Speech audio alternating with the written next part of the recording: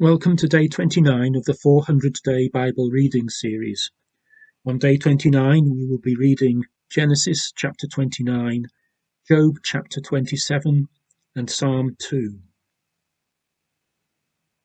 Genesis chapter 29. So Jacob went on his journey and came to the land of the people of the east. And he looked and saw a well in the field. And behold, there were 3 flocks of sheep lying by it, for out of that well they watered the flocks. A large stone was on the well's mouth. Now all the flocks would be gathered there, and they would roll the stone from the well's mouth, water the sheep, and put the stone back in its place on the well's mouth. And Jacob said to them, My brethren, where are you from? And they said, We are from Haran. Then he said to them, Do you know Laban the son of Nahor? And they said, We know him. So he said to them, Is he well? And they said, He is well. And look, his daughter Rachel is coming with the sheep.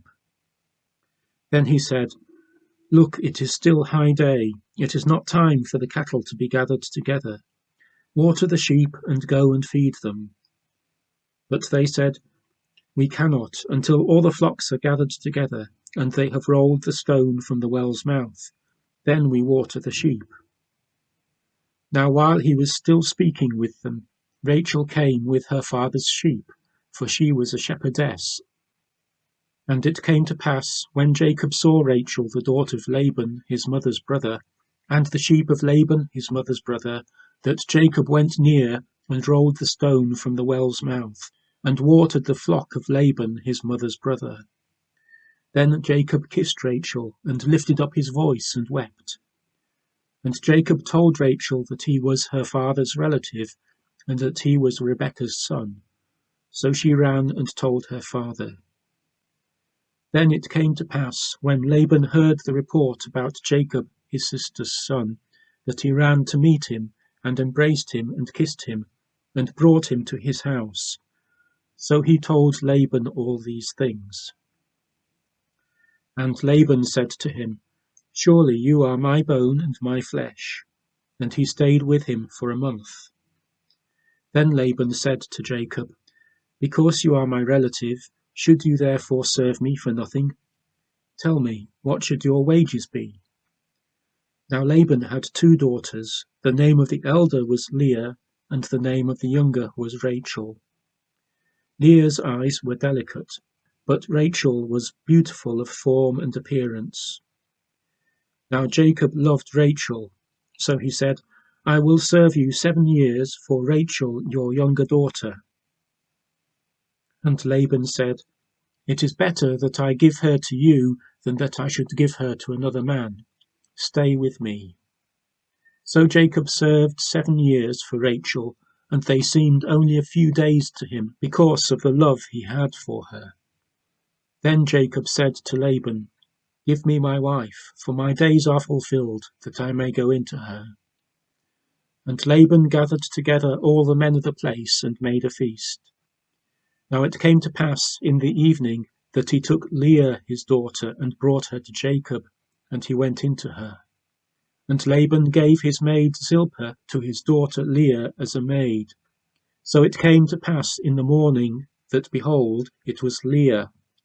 And he said to Laban, What is this you have done to me? Was it not for Rachel that I served you? Why then have you deceived me? And Laban said, It must not be done so in our country, to give the younger before the firstborn. Fulfill her week, and we will give you this one also for the service which you will serve with me still another 7 years. Then Jacob did so, and fulfilled her week. So he gave him his daughter Rachel as wife also. And Laban gave his maid Bilhah to his daughter Rachel as a maid.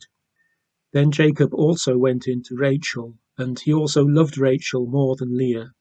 And he served with Laban still another 7 years. When the Lord saw that Leah was unloved, he opened her womb, but Rachel was barren.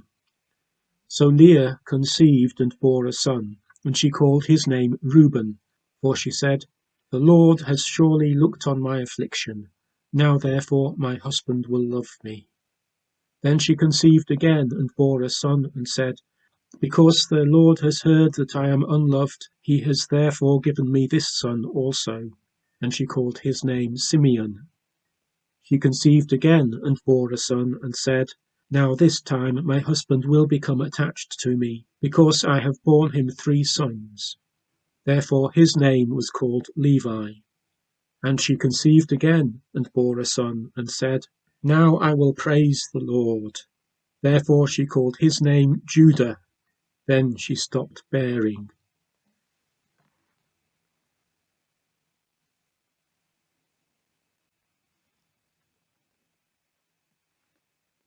Job chapter 27.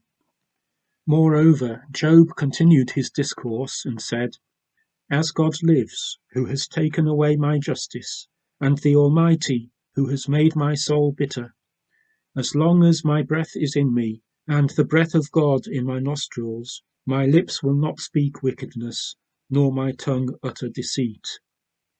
Far be it from me that I should say you are right. Till I die, I will not put away my integrity from me.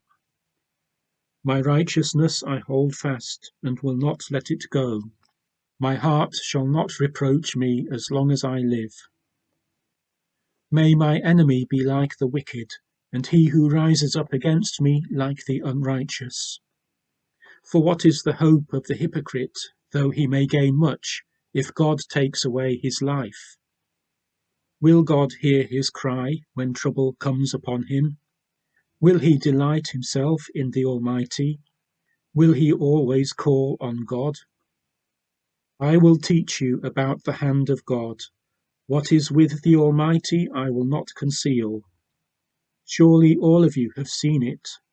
Why then do you behave with complete nonsense? This is the portion of a wicked man with God, and the heritage of oppressors received from the Almighty. If his children are multiplied, it is for the sword, and his offspring shall not be satisfied with bread. Those who survive him shall be buried in death, and their widows shall not weep. Though he heaps up silver like dust, and piles up clothing like clay, he may pile it up, but the just will wear it, and the innocent will divide the silver. He builds his house like a moth, like a booth which a watchman makes. The rich man will lie down, but not be gathered up. He opens his eyes, and he is no more. Terrors overtake him like a flood. A tempest steals him away in the night. The east wind carries him away, and he is gone. It sweeps him out of his place. It hurls against him and does not spare. He flees desperately from its power. Men shall clap their hands at him, and shall hiss him out of his place.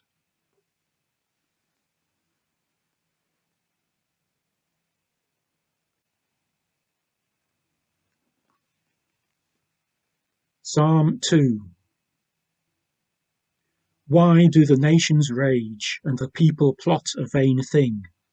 The kings of the earth set themselves, and the rulers take counsel together, against the Lord and against his anointed, saying, Let us break their bonds in pieces, and cast away their cords from us. He who sits in the heavens shall laugh.